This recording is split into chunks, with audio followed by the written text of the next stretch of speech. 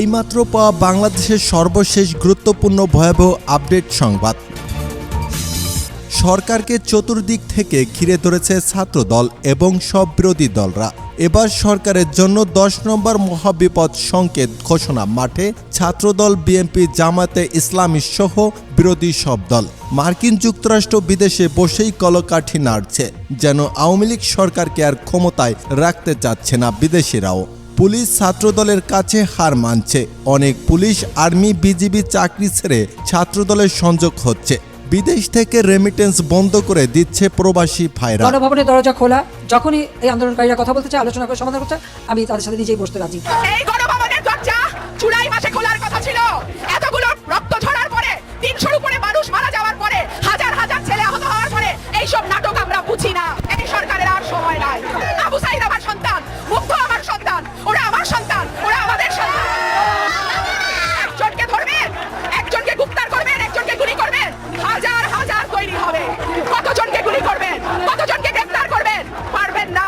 যতদিন আন্দোলন চলবে, যতদিন এই স্বৈর সরকারের পতন না হবে, আমরা রাস্তা থেকে যাব না। আমার আসার উদ্দেশ্য একটাই, আমি বাংলাদেশের মানুষ, আমি বাংলাদেশের নাগরিক, আমি মুক্তিযোদ্ধা পরিবারের সন্তান। বাংলাদেশের ভাষা আন্দোলন থেকে মুক্তিযুদ্ধ আমার বাবার অবদান আমি জানি, দেশের মানুষ জানে।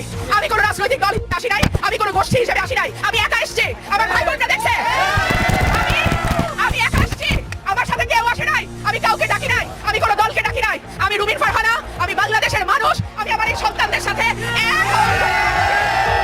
আবু সাইদ আমার সন্তান, মুগ্ধ আমার সন্তান, ওরা আমার সন্তান, ওরা আমাদের সন্তান। ওদের রক্ত বাংলাদেশের মাটিতে পড়েছে। আমাদের ট্যাক্সের পয়সায় যে আইন শৃঙ্খলা রক্ষাকারী বাহিনীর বেতন হয়, তারা আমাদের সন্তানদের গায়ে গুলি করেছে। সেই জন্য আমি আজকে এসেছি। যতদিন আন্দোলন চলবে, যতদিন এই স্বৈর সরকারের পতন না হবে, আমরা রাস্তা থেকে যাব না। একজনকে ধরবেন, একজনকে গ্রেফতার করবেন, একজনকে গুলি করবেন, হাজার হাজার তৈরি হবে। কতজনকে গুলি করবেন, কতজনকে গ্রেফতার করবেন? পারবেন না। এই সরকারের আর সময় নাই। এই গণভবনের দরজা জুলাই মাসে খোলার কথা ছিল। এতগুলো রক্ত ঝরার পরে, 300-র উপরে মানুষ মারা যাওয়ার পরে, হাজার হাজার ছেলে আহত হওয়ার পরে এইসব নাটক আমরা বুঝি না।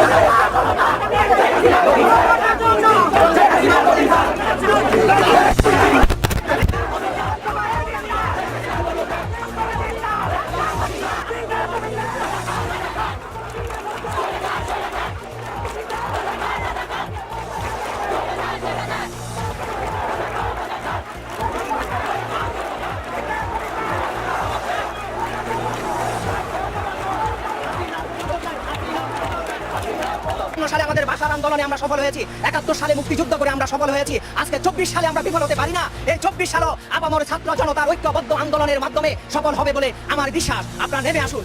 আমি বলতে কি যে আজকে আমি ঘুমাতে পারি না, আজকে আমি কাঁদতে পারি না, আজকে আমার চোখের পানি শুকিয়ে গেছে। প্রতিনিয়ত সেই মৃত্যুর দৃশ্য, করুণ দৃশ্য আমার চোখের সামনে ভেসে উঠে। আমি মানতে পারি না। আপনাদের বিবেক জাগ্রত হোক, জাগ্রত বিবেক নিয়ে আপনারা এগিয়ে আসুন, তাহলে দেখবেন আমরা ফয়সালা করতে পারবো, আমরা বিজয় করতে পারবো। আপনারা জানেন আমাদের ইতিহাস সংগ্রামের ইতিহাস, আমাদের ইতিহাস বিজয়ের ইতিহাস। আমরা বিজয় অর্জন করবো ইনশাআল্লাহ। ছাত্র জনতার সম্মিলিত প্রচেষ্টার মাধ্যমে, সংগ্রামের মাধ্যমে আমরা বিজয় অর্জন করবো। আজকে ছাত্ররা আমাদেরকে শিখিয়ে দিয়ে যাচ্ছে, যে ছাত্রদেরকে কিছুদিন আগে আমরা মনে করেছিলাম তারা মেরুদণ্ডহীন, তারা বোধহয় অনেক কিছুই পারে না, আজকে তাদের কোনো বিবেক নাই, কিন্তু আজকে তারা আমাদেরকে শিখিয়ে দিয়েছে গুলির সামনে, বুলেটের সামনে কিভাবে বুক পেতে দিতে হয়, কিভাবে মৃত্যুকে আলিঙ্গন করতে হয়। তারা আজকে আমাদের আদর্শ।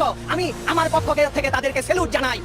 এবং আমি যে সকল ছাত্র জনতা নিহত হয়েছে তাদের আত্মার মাগফিরাত কামনা করছি। রাজপথ রক্তে রঞ্জিত, এই রাজপথ রক্তে রঞ্জিত রাজপথকে আমরা সেই হায়নাদের কাছে আর সমর্পণ করতে চাই না। আমি আমার এই রক্তে রঞ্জিত রাজপথকে আমার ছাত্র জনতার দখলে রাখতে চাই। আমাদের